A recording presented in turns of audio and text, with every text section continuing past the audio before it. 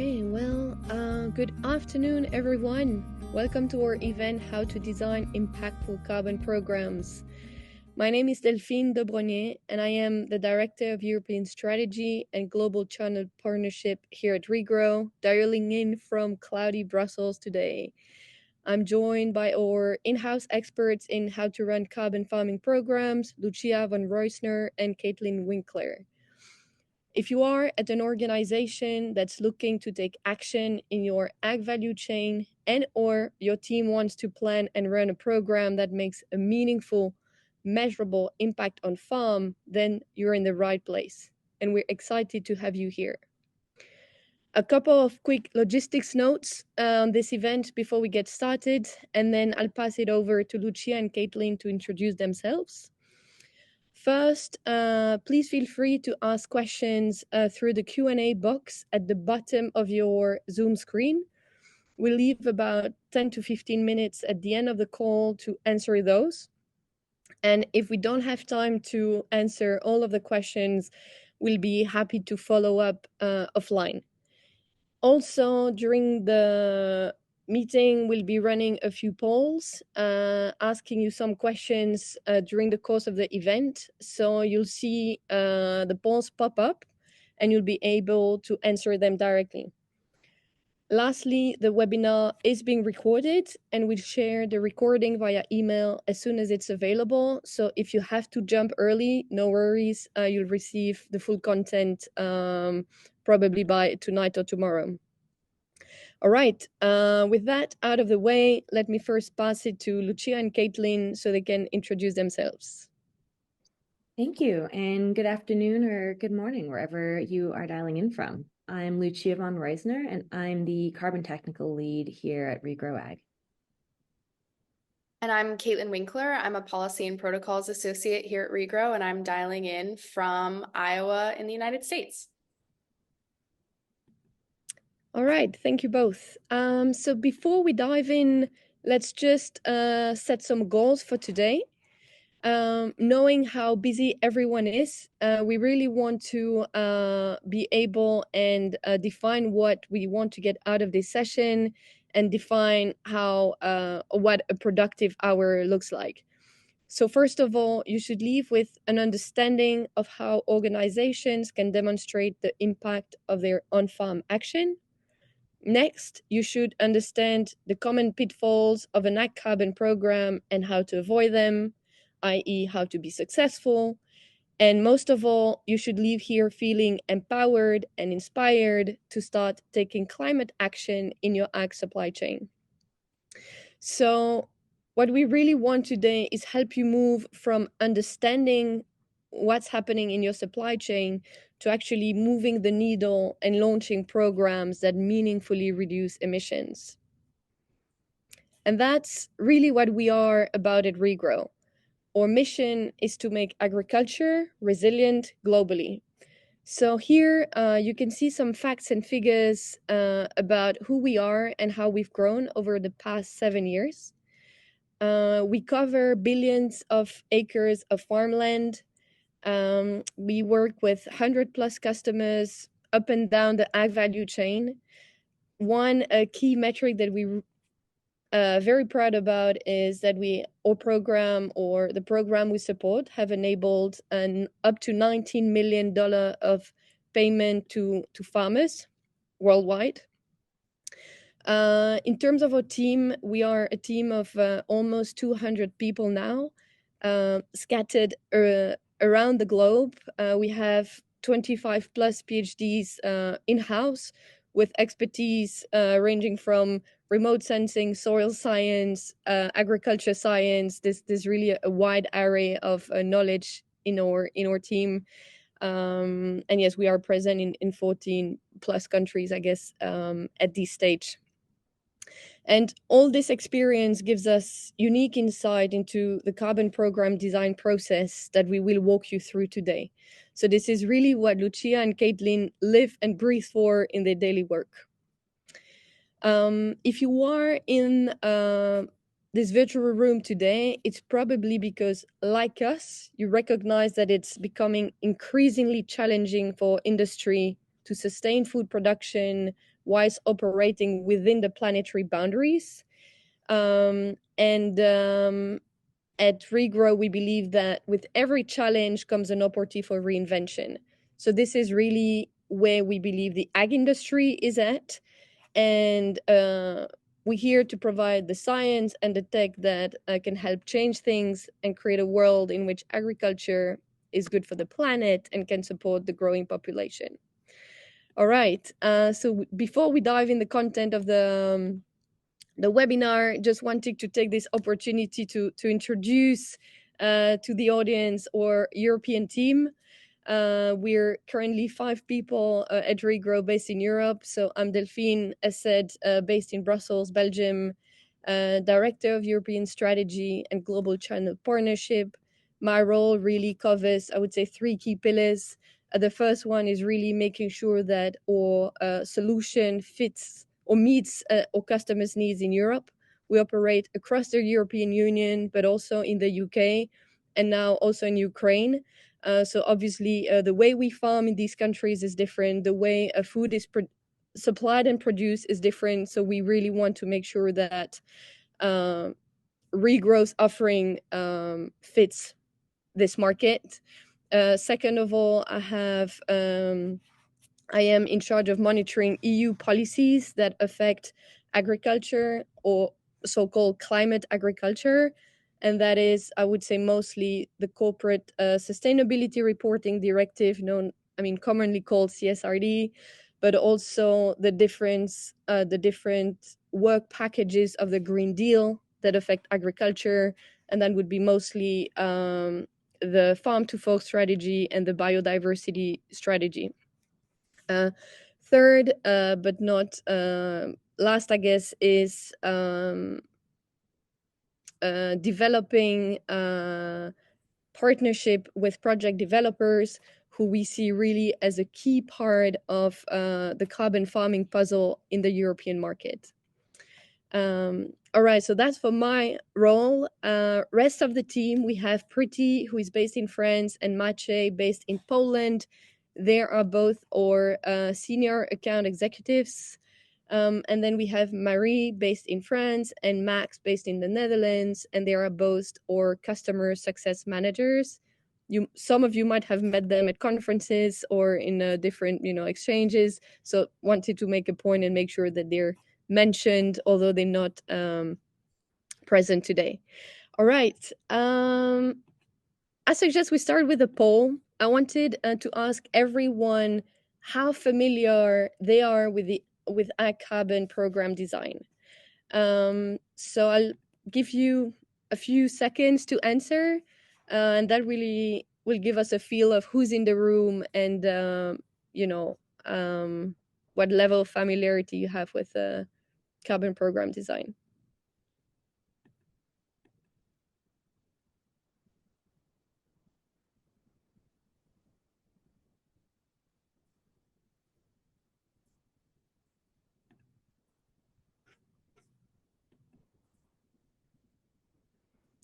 All right, okay, so the results are out. So I see, I can't see how many people answered, but I see a wide range of familiarity. 40% of people who responded indicated level 3, so that's roughly familiar, I think. 33% answered 1, meaning not so familiar. Nobody responded that they're extremely familiar with the design of ag carbon farming programs. So I think it's really helpful for us and for our 2 experts to see that there's essentially a wide range of familiarity with the topic, but that nobody said they are very knowledgeable about the topic. All right. With that said, Lucia, do you want to take over? Sounds good. Thank you so much. And it's so great to have such a robust team over in Europe. And we will be speaking about carbon program design at a very sort of globally applicable level. But all the design principles are global. And then the actual implementation of those carbon programs takes really intentional localized development, which is what Delphine and her team help you with. So the way that we advise our customers to think about their regenerative ag journey is really in 3 steps. First, we work to see and learn what your agricultural emissions footprint is and help establish the initial baseline against which to measure progress. This includes understanding where regenerative ag practices are already being adopted or where there is a big gap in adoption. From there, we prioritize the ingredients, commodities, and geographies to target for having investments bring the biggest impact. Next, we then work with our customers to launch farmer-facing regen ag programs to deploy interventions and set up monitoring systems to help track progress and quantify the outcomes. So the goal is really to set up this cycle of continuous improvement that enables effective learning and scaling of the interventions that have the greatest impact on carbon and broader agricultural resilience. Next slide. So we also want to pause again and take another poll to get a sense of where you all are in terms of this continuous improvement loop.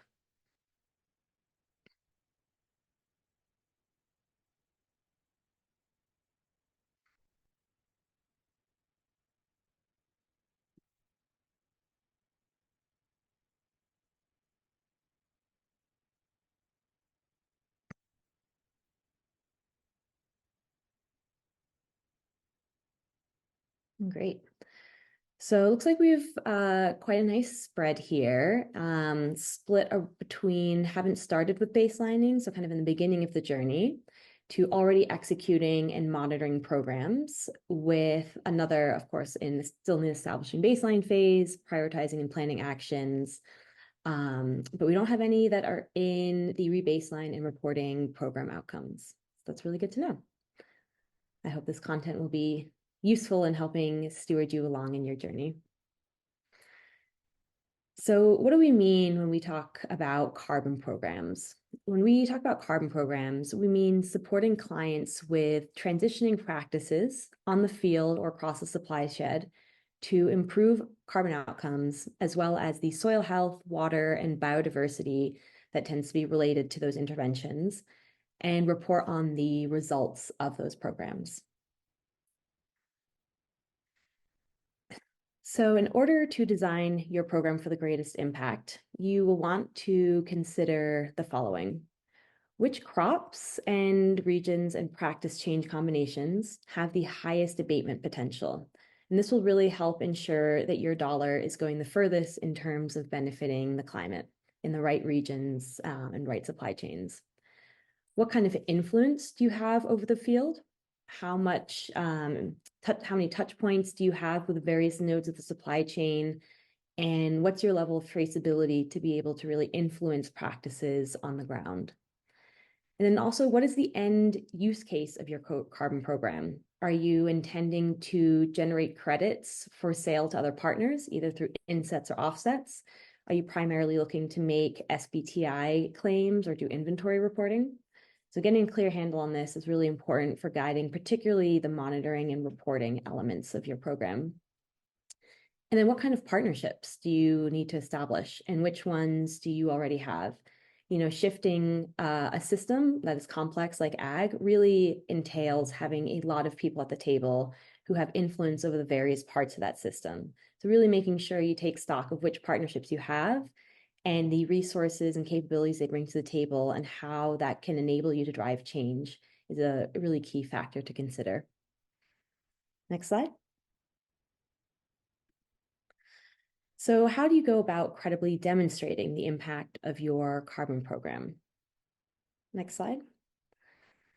So there are several key steps that we think about for implementing an impactful carbon program. These are, first, making sure you're actually enrolling eligible farmers. So making sure that there will actually be additionality and causality of practice change. And this is particularly important if you're intending to generate, offsets or insets. And then providing agronomic training on practice change. Getting anyone to change anything is hard, and you really want to make sure that you are supporting those entities that you're seeking to enact change in with having the tools and the skills and the resources to do so successfully. Accurate quantification, so making sure that you have a credible baseline to compare progress to over time, and that you're using the highest tier of quantification possible based on the data and the quantification methodologies that you have at hand, and that you are quantifying uncertainty where feasible and where possible and where required. And we're going to dig into all of these terms and concepts in our presentation. And then verification, making sure that you are enabling accuracy of measuring the interventions with a really robust MRV, and that's monitoring, reporting, and verification program. And that you ideally are pursuing verification through an independent third party that can really help provide transparency and validation and trust in your program outcomes and also in the claims that you're making to the market. Next. So carbon protocols have 7 core requirements that need to be addressed in designing any carbon programs. So the first is the SSRs. So establishing the relevant project boundary for quantifying the greenhouse gases associated with a project. So you really want to make sure that within the system that you are claiming to change, you're capturing all the appropriate greenhouse gas sources. So that could be, soil organic carbon, the fertilizers that are being used on the field, the fossil fuel emissions, and things of that nature. So those are generally defined in the protocol themselves, especially if you're going in the offset market direction. Next is additionality or causality. So that means providing evidence that the project did in fact cause the change in greenhouse gas emissions. And so additionality is a concept that's more specific to the offset markets, and causality is more specific to scope 3 and the inset market. And within additionality, there's essentially a few key concepts that we can unpack, but there's regulatory additionality. So making sure that, essentially the practice isn't already being required by policy and that carbon investment is in fact needed to bring about that change. So it's really important to have a good understanding of the policy landscape when you're particularly designing offset programs. And then causality is more of just a causal pathway and is a little bit less focused on some of these existing requirements in the system and look a little bit more at just making sure that your investments really did in fact drive the behavior change in your supply chain. So next is defining the credit type. And the 3 key ones that we work on or that are present in agricultural systems are reductions, removals, or avoidance. So reductions essentially means using less of an input generally. Removals means actually sequestering, actions that sequester carbon in the soil, in the biomass. And then avoidance means not converting or destroying really important carbon sink. Oh, and it's also good to know that projects can often encompass many of those elements within them. And then establishing a credible baseline. So particularly within intervention-based projects that are seeking to sell credits, offsets or insets, it's important to have and required to have a counterfactual scenario against which the project intervention is compared. And that's not to be confused with the baseline year for corporate inventory reporting, which is a slightly different boundary. One is the baseline at the organizational level against which you're tracking the progress of all your decarbonization efforts over time. And the counterfactual is really looking at the project level where you are deploying the interventions to drive change. Next one is permanence. So it's a requirement if you are making claims around removals, particularly soil organic carbon in this case, but also in any kind of removals claims that you're making in the carbon markets, that you are also ensuring the longevity of a carbon pool and the stocks. And that includes maintaining monitoring of any stored carbon in order to particularly account for reversals that may release the carbon that you've claimed to store back into the atmosphere. And the next is ensuring a clear monitoring plan. So use of accurate and precise measurements to quantify the greenhouse data that is being reported and claimed, and making sure that those measurement tools are relevant and applicable to the types of interventions that you're deploying and the types of greenhouse gases that you're measuring, and making sure to use the tools and data sources that best match the type of data you are aiming to report. And then ensuring unique issuance. So that means avoidance of double counting. Since, carbon is this invisible product, and you want to make sure that it's not the same entity of carbon claim is not being sold to multiple actors to essentially, quadruple or whatever the claims that you are making.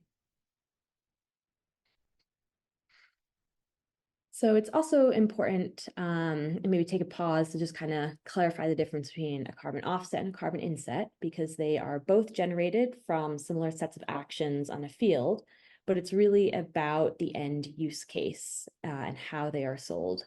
So a carbon offset is generated from a field and is sold separately from the crop and doesn't have to be sold, inside the supply chain. So it's often called beyond value chain.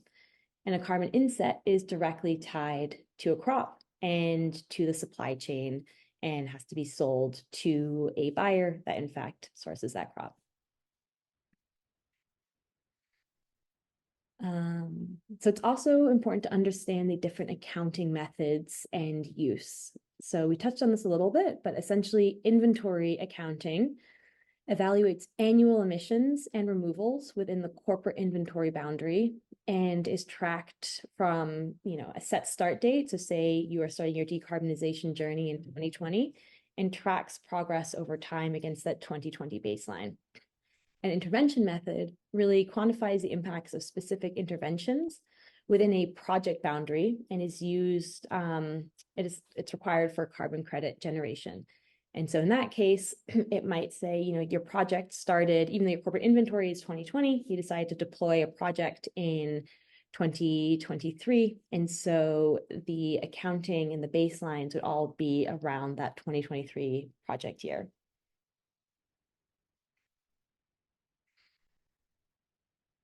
So there are many governance bodies that have been established to oversee the integrity of carbon programs. Some key ones to be familiar with and that you might have heard mentioned are Verra, Gold Standard, and Climate Action Reserve. These are some of the key carbon offset project verifiers.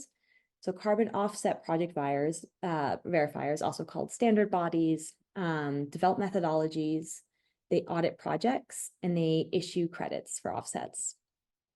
For Scope 3, there is primarily SustainCert as a Scope 3 project verifier, and they audit projects and they issue credits, but they do not develop their own methodologies. There's the Greenhouse Gas Protocol. So this develops general carbon market best practice guidance that is used to inform protocols and corporate commitments. It does not audit or issue credits, and it's not a methodology. It's more like a guiding set of general principles. And then SBTI, they evaluate corporate climate goals, but they do not audit or issue credits or issue methodologies.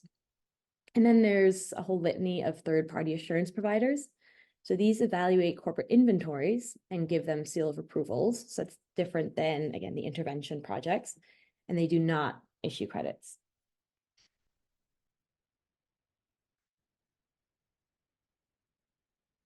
Great. So designing a successful carbon program that demonstrates impact due to the specific interventions is quite complex.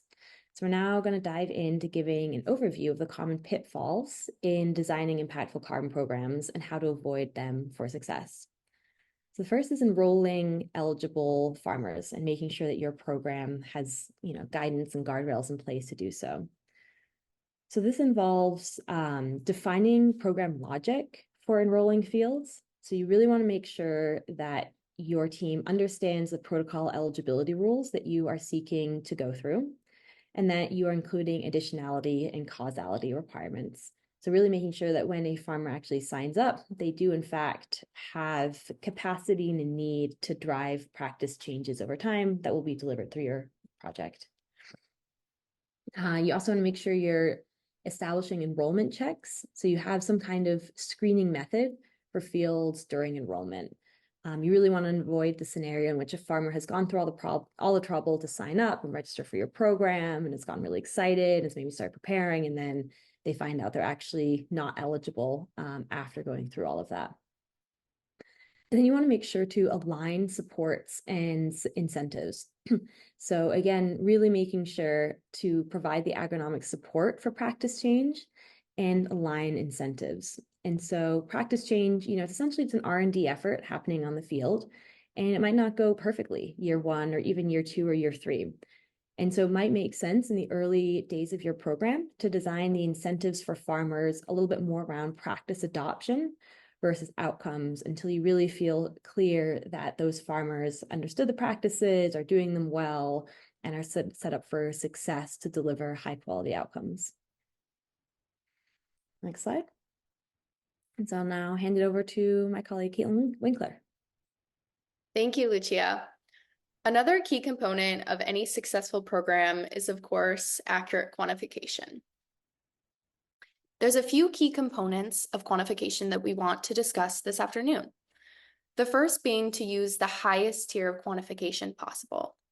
So there's 3 tiers that the IPCC defines in terms of data accuracy, rigor, and quantification approaches.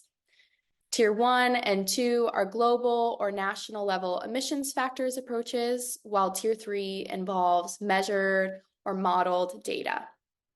Generally, as you go up the tiers, spatial granularity increases and uncertainty ranges may decrease and become more precise, but it depends, of course, upon the method. We know from GHGP, land sectors removals guidance, that it's recommended to use the highest tier of data possible. And the protocols allow several different methods between the tiers, so it's important to decide which method best meets the goals of your program and reporting needs. Secondly, it's incredibly important to establish a credible counterfactual baseline. The counterfactual baseline, as Lucia mentioned, is distinct from a corporate inventory baseline. However, in the context of a carbon program, we found that the choice of baseline methodology can have a pretty significant impact on project outcomes. For example, a threaded blended baseline methodology could reflect complex crop rotations in the history, while a matched baseline is likely more suitable for a like-for-like comparison, like nutrient management, where the interventions will be crop specific. Given these differences in outcomes depending upon the baseline methodology, it's incredibly important to identify which method the protocol mandates and which will accurately quantify and reflect on-field practices. A third component of quantification is uncertainty. There is an inherent uncertainty associated with measuring soil organic carbon year to year. So it's incredibly important, and depending upon the carbon protocol, often required to quantify the associated uncertainty with your program. When selecting a quantification partner, make sure you understand, number 1, if they quantify uncertainty, and number 2, how and by which methods. Finally, soil sampling can often be an overlooked component of carbon protocols. Even if you use a modeling or remote sensing based approach, soil sampling is typically required by the protocols.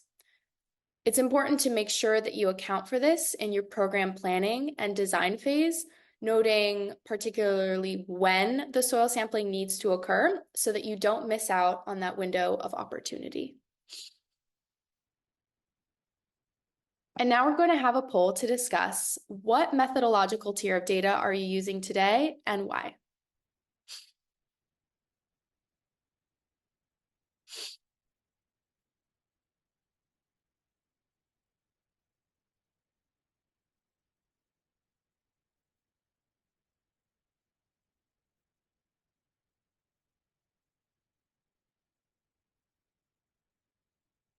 Okay.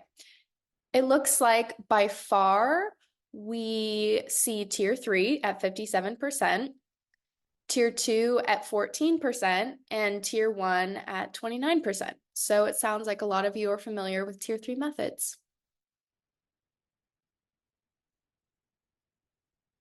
Another equally important component of a successful program is verification.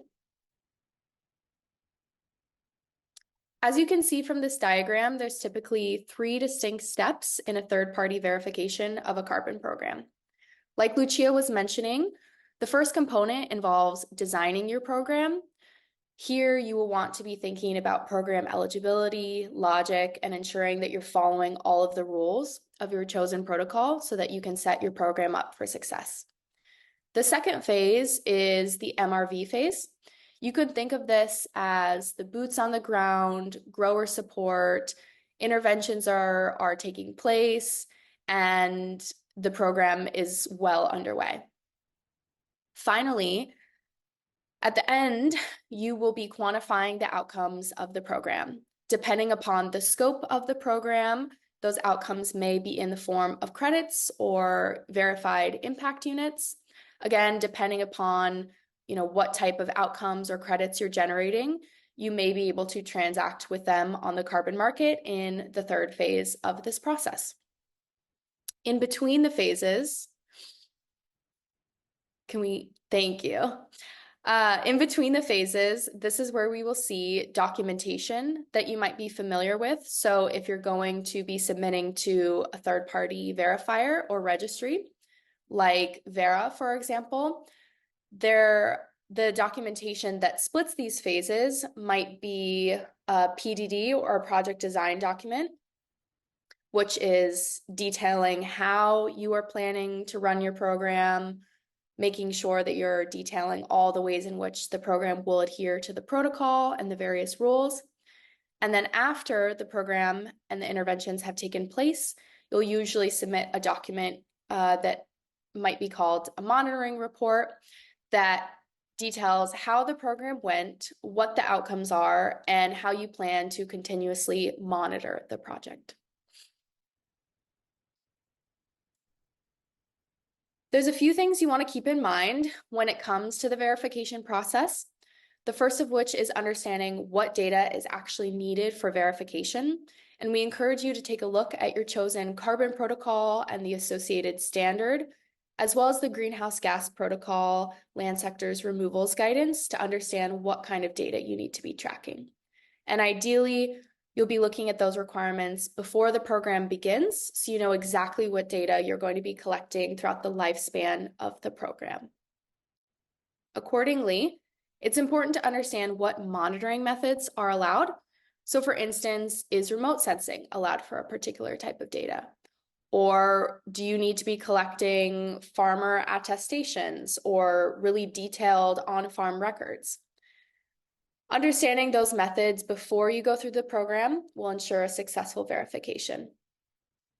And finally, a very important component is to have a permanence monitoring plan in place to track reversals. Of course, we want to make sure that the carbon is being sequestered in the soil or biomass for as long as possible. But the reality is that reversal events do happen. So it's important to have a plan in place before you start the program so that if a reversal does occur, you will know how to handle it and how that will affect the outcomes of your program.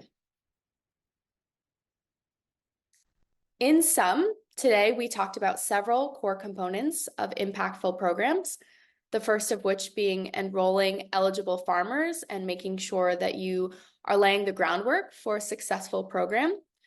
Second, ensuring that you have accurate quantification, and the key aspects to quantification to consider being, having a credible baseline, using the highest tier of data and quantification approach possible, and quantifying uncertainty where applicable.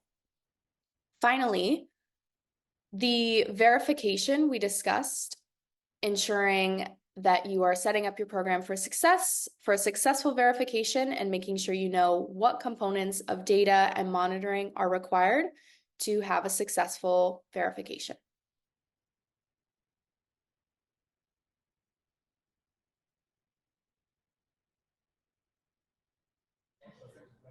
Okay, thank you, Katelyn. Thank you, Lucia. I think we have now time for live Q&A. We've had, I think, a ton of content covered during this presentation. So assuming you have a lot of questions on your mind, so feel free to use the Q&A box at the bottom of your screen, and we'll start answering some as they come. All right. There was one in the Q&A box, but I don't see it anymore. I don't know, Katelyn, Lucia. Oh, yeah, here we go. Do you want to tackle the one that Jonathan put in the chat? Can you see it?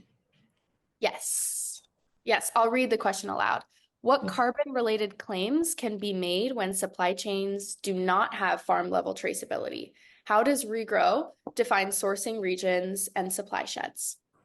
Great question.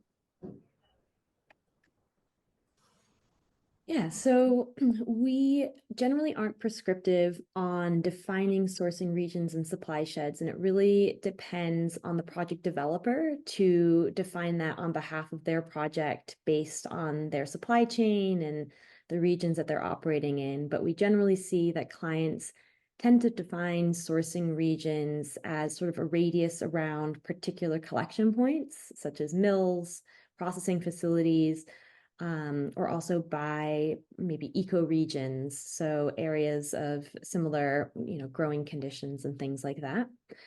So that's really something that a project developer should think about in terms of the exact structure of their supply shed and what makes most sense for them. In terms of what carbon-related claims can be made when supply chains do not have farm-level traceability, again, this will really depend on what level of traceability they do have and what kinds of claims they want to make. Removals have a much higher burden of proof and requirements associated with those carbon claims. And that is one of the frontiers that is being actively worked out through the Greenhouse Gas Protocol Land Sector Removals Guidance, and also through the VCI Food and Ag Working Group. But there are some options, like if you're able to provide right to report or right to claim. So even if you don't have traceability to the farm level, you do know exactly where you are targeting interventions. So you know that you are driving projects in certain regions, but you don't necessarily have traceability of your project to that region. If you are able to secure a certificate from that farmer, around the right to report, saying that the removals generated by that field are only going to be applicable to you and your entity. That is one of the mechanisms that's being worked out. For reductions, there's a little bit less of a strict requirement around direct farm level traceability. And there are options and ways to provide kind of like supply shed level reductions outcomes if you have the ways and ability to monitor the broader supply chain. So yeah, it's really dependent on the supply chain structure and the type of claims that you are trying to make. All right. Thank you. That's a very comprehensive answer. Have a question in the chat box. Somebody's asking, how long can you claim soil carbon sequestration? So I understand that would be a question around permanence. Great question. The threshold for permanence is dependent upon the protocol. So for VM42, which is a Vera protocol, I believe the threshold is 40 years that you need to be monitoring a project for permanence. Now, that doesn't necessarily mean that farmers have to be enrolled in the program for 40 years, but you have to be able to actively maintain monitoring of the field and make sure that you understand what is happening to the carbon on that land. I believe that GHGP land sectors removals guidance sets a general bar of 20 years for permanence, and other protocols may have varying levels of permanence in terms of that the years in which you need to be actively monitoring a field. All right, thank you very much. Another question came in the chat. It's around measurement of local biodiversity, bees, pollinators, soil fauna. I understand the question is whether Regrow measure biodiversity or only emissions. I don't know which one of you wants to answer this one. Sure. So right now, standardized metrics on, biodiversity outcomes are still very much a frontier area of scientific research and within the industry. And so we do support clients with monitoring various practice adoption, particularly practice adoption that can maybe be observed through remote sensing, such as like hedgerow establishments or including more planting diversity into the field. And so we do support clients in tracking more like practice adoption, but in terms of quantifying sort of standardized outcome metrics that are sort of standardized across the industry is still a frontier area of development that we're working very hard on, but look forward to seeing the industry evolve more into. Yeah, and I maybe adding a bit more to that. I understand that our product team is working, it's like early days of R&D for us to monitor a biodiversity, but following some general guidance, we're looking to track it at different scales. So one would be landscape scale. So that's within the area of the farm, the field, what are the key features that can indicate a level, I think, of richness of biodiversity. And then we'll be looking at farm level and then at field level. So that's one framework that we're at least looking at to follow. Okay, so there's a question that I like, which is asking if we could give examples of a live project. Great. So I think we probably can't disclose the exact entities involved, but we can give sort of a high-level description. And maybe Katelyn or Delphine, do one of you want to take on a European-specific project in general terms? Sure. We have an active project with a wonderful partner going on right now in which, from our team standpoint, I guess perhaps I'll speak from our team standpoint and how we're involved in this project. So we have worked with our partner to detail their project. We've reviewed the crops, geographies, and practices that will be changed for this project and submitted this in documentation to Vera. And now the project is actually happening. The interventions are taking place and the outcomes will be quantified by Regrow. And so our team's role in this has largely been to support throughout the carbon certification process, working with this partner to make sure that all of the key components we discussed today in terms of a successful carbon program are addressed. And so, our partner is working more on the farmer eligibility portion of this and carbon program design elements. And then Lucia and myself are working to make sure that all the quantification components of a program are meeting the exact requirements of a protocol and making sure that we distill what can often be a very complicated quantification into a document and a form in which an auditor can clearly understand and ideally the project will pass audit muster. So this geography is spread across Europe. The crops, there's a wide range of crops. I was just looking at a list the other day, anything from wheat to potatoes to I think there was a really interesting crop in there that I didn't even recognize, which is so wonderful that our world has so much biodiversity. And the interventions are, nutrient management interventions, changing tillage practices, cover cropping, as well as I think there was another interesting intervention in there too, which again, just demonstrates the wide variety that a carbon program, the wide variety of practices and interventions that can comprise a carbon program. And so farmers, have a lot of options to choose from.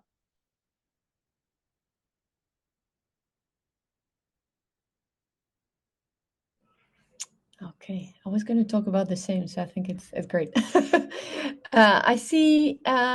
Usually, when the first questions come, then people get inspired. I'll pick one. Okay. Do you also support smallholders in the global south? Are there any extra considerations in this use case? Yeah, we do. We have currently projects being deployed in a few different regions of the world that have smallholders, but particularly in Asia, Southeast Asia, and I think potentially some in India. And by and large, the overarching rules of setting up the program and the types of interventions tend to be very similar, but there's definitely special considerations around data collection. For example, remote sensing capacity might be a little bit more limited as a monitoring tool for very small holder farmers. So you might have to have a different monitoring and verification tool in those cases. Another key consideration is really the importance of providing the right incentives to those farmers, because they are really living on the margins. And if you are asking them to change farming practices they've been doing for a long time, and there's any risk to that impacting yields, that could not only, discourage those farmers from re-enrolling in the program, but could literally, be devastating to a family. So I think when operating in smallholder contexts, both the data collection methods and making sure that you are making it easy for the smallholder, because again, like, they are very overwhelmed with managing so many things on their lands and plots, making sure the tools are the right fit for the size of the plot, and making sure that there is a baseline level of incentives that are going to be guaranteed to those farmers to make sure to cover any kind of risk of, crop impacts from changing practices in the new way. Thank you. I see a question that I like particularly. Does your quantification include uncertainty estimates? Are these provided to the auditor given the variability within practices and from quantification method to method? Short answer, absolutely. So I love that this question was asked, particularly because we discussed how important it is to ask any potential partner that you are going to utilize for quantification services. And absolutely, the uncertainty estimates are provided to the auditor.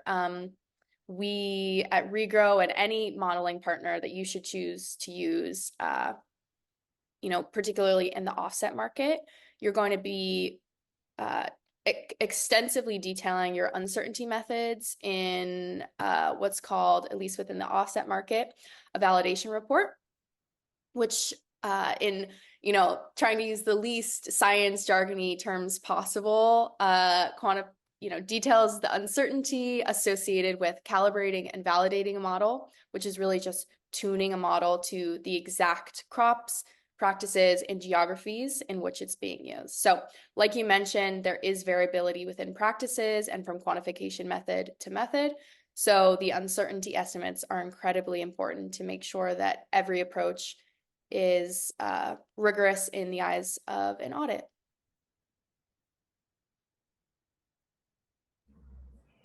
All right.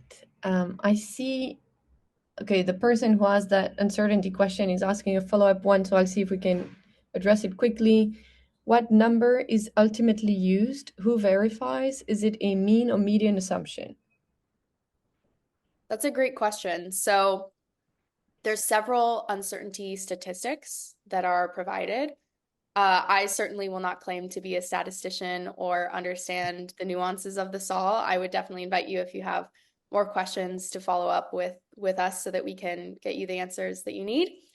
But in terms of who is verifying this, an independent model expert will be contracted to review the model methodology, how the model has been calibrated and validated, which really throughout the calibration and validation process, that is assessing the uncertainty with a model, and it's comparing the uncertainty of a model to real measured values.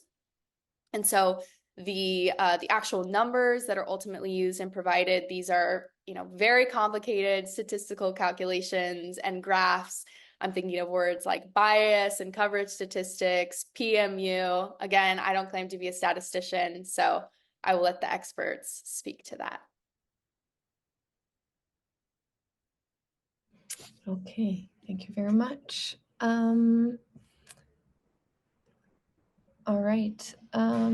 Okay, there's one that takes the scope a bit beyond what we've been talking about today. So the question is, do you track or support your clients in tracking water climate risks in regards to potential impacts to farms, cropland, intensity in floods, fires, heat waves, etc., evolving now with changes in weather patterns due to climate change? Can you just re-summarize that question?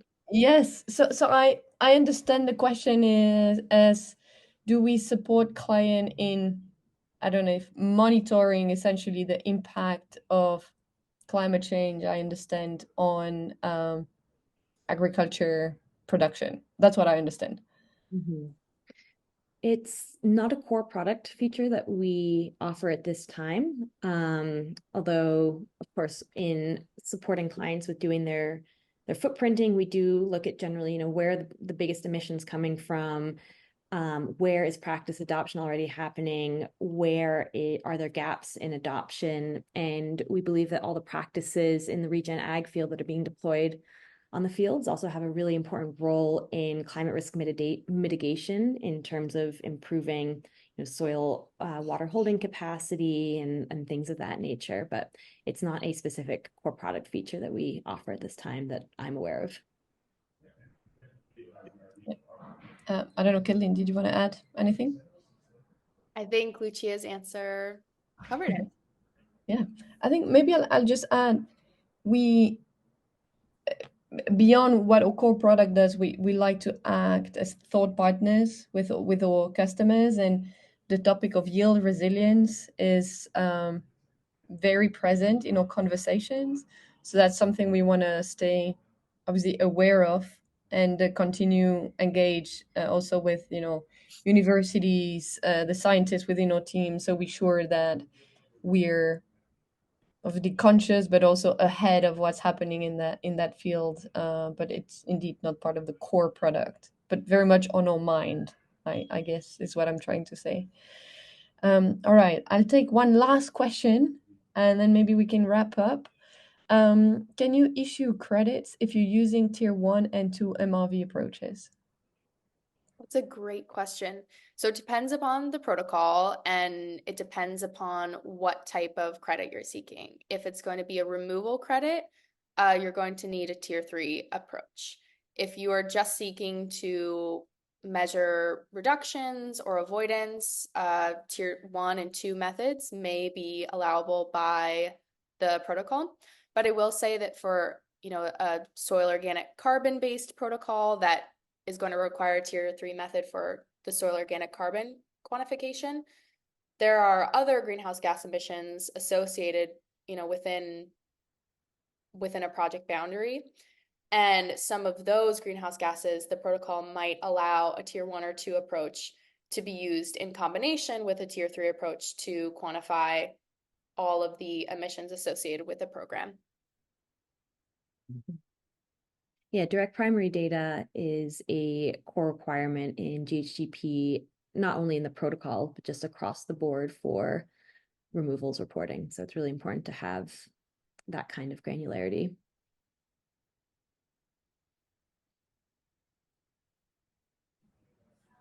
Okay, and with that, I think we can slowly wrap up. Wanted, on behalf of Regrow's team, thank everyone who's attended the webinar. I think we had a great group, great questions asked, and hopefully you were able to learn tons today. Our intention was really to sort of, I don't know, demystify what carbon programs are, but also make sure that you are more comfortable leaving this session to discuss it within your organization, within your team, and really feel empowered to take that next step that will take you closer to program implementation. You can follow us on all the usual social medias. And the one last thing I'll ask is, when you close the session, you'll receive a feedback survey. If you can answer it, that would be really valuable to us. Well, thank you to the team, and thank you, everyone.